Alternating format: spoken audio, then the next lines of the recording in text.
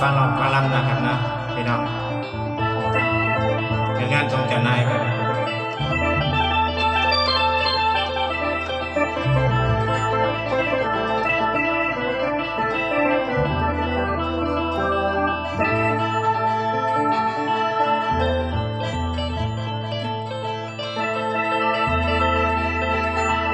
อันนี้ล่ะศรัทธา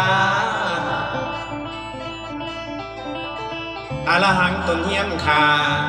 ปุตุชนธรรมดาบ่ท่านในผลพานบ่คือองค์สมเด็จผู้ที่ญาณผู้เพิ่นตัดกิเลสผลบ่วนเกี่ยวอาบาย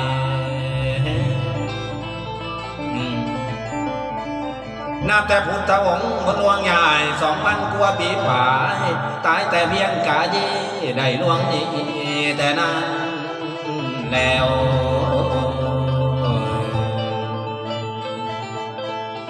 คำพระองค์ยังกดแผ่วเป็นแมวทางให้เฮาไต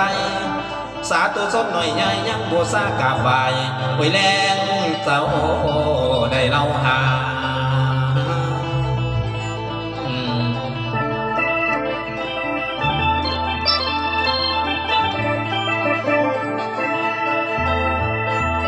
ลามาบัดนี้นักนาคาลาผาตัง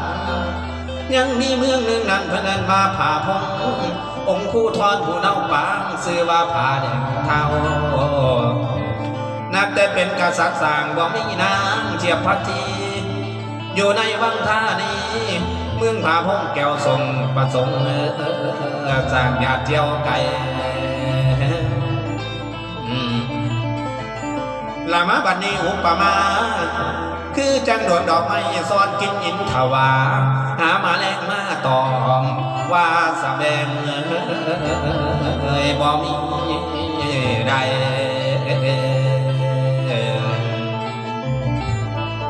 ละมาบัดนี้ยายยา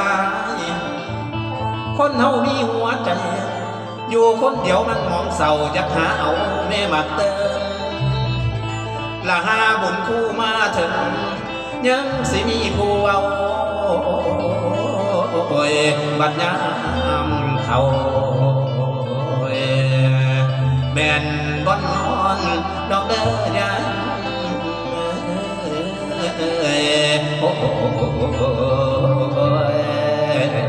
ลันนา